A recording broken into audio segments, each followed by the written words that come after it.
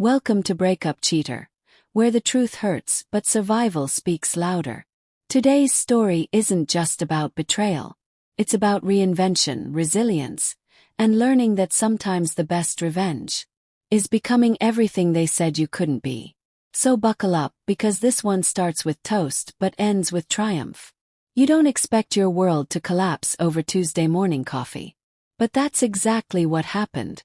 I was sitting at the kitchen table, sipping from a chipped mug, the usual morning ritual, when Amanda, my wife of 11 years, calmly spread butter across her toast and said, "I filed." And blinked. "Filed what?" She didn't flinch. "Divorce."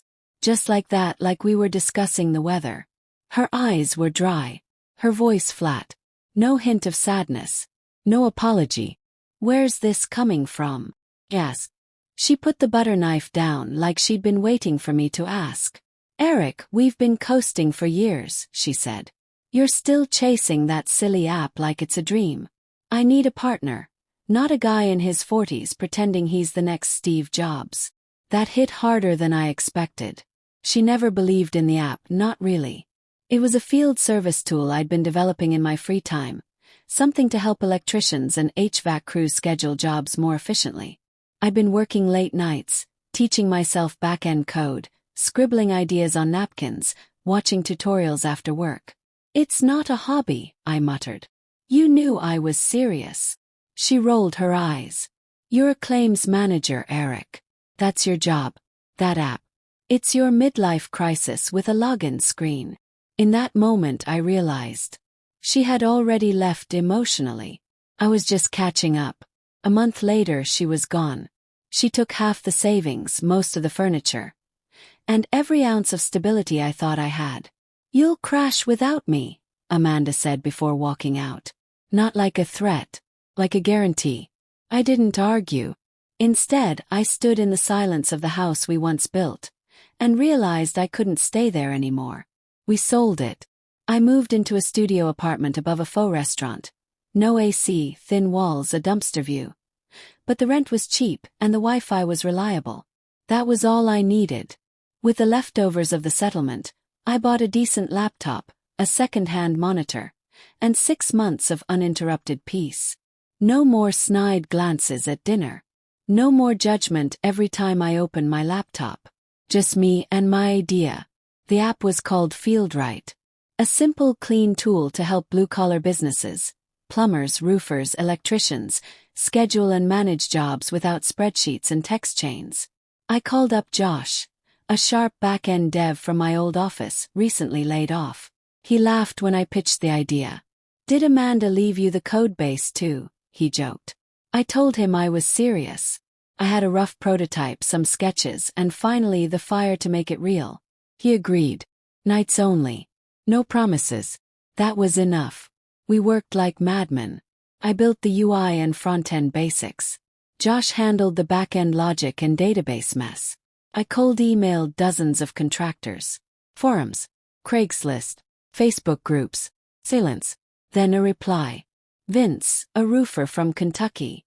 If it saves me an hour a day, I'll try it." That first Zoom call with Vince felt like striking gold. His team had been using Excel and his teenage nephew for scheduling. He didn't care that a few buttons didn't work. He just liked dragging jobs on a calendar and assigning workers in 2 clicks. By month 3 we had 5 beta users. Pest control guy. A window installer. 1 HVAC team. And then, a letter. Amanda's lawyer. She wanted to adjust alimony. Apparently, her Instagram travel life wasn't sustainable without my money. I didn't reply. Instead, I posted a hiring ad. That's how Sophie joined us, a local tech student. She cleaned up our bug tracker, rewrote the onboarding flow, and brought order to our chaos.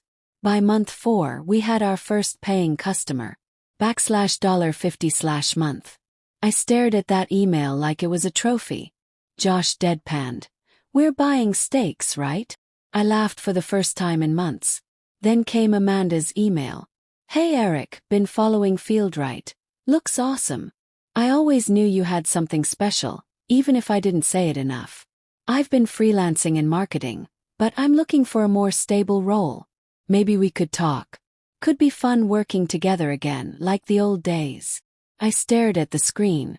I didn't reply out of hope. I replied because I needed to see it to close the loop. Tuesday, 10 a.m. press and pour. My treat. She showed up late, wearing confidence like a mask. You look successful, she said with a smile that didn't reach her eyes. You look expensive, I replied. She pitched herself like a marketing executive. Said we needed a woman's touch for branding. Said people buy people, not just products. I let her talk. Then I told her the truth. You walked out, Amanda. You don't get to walk back in with a name tag you printed yourself. She stiffened. So that's a no. That's a beginning, I said. She accused me of being bitter. Said she supported me. I corrected her. She tolerated me and mocked my ideas every chance she got. She said the company needed her. I told her it was built in the ashes of her absence. I stood up, dropped a $20 on the table, and said the words I'd waited months to say. This isn't revenge. It's clarity. The next day we closed a deal with a major HVAC group in Texas. Our user base tripled. Our app was featured in a niche business magazine. At a local expo, I was invited to speak as the founder of Fieldright. I shared our story, no script, no fluff. Just the truth. A contractor came up afterward. You saved us hours every week. Don't let anyone tell you this isn't real work. He nodded. Because I didn't need permission anymore. Word got around that Amanda had moved in with her sister. No more freelance jobs. No more cruises. Just quiet. One night, I thought about what she said before leaving. You'll crash without me. She was half right. I did fall. But I didn't crash. Climbed. Built. Not to prove her wrong, but to prove myself right. If you enjoyed this story of betrayal turned breakthrough, hit that like button. It tells the algorithm that real stories matter.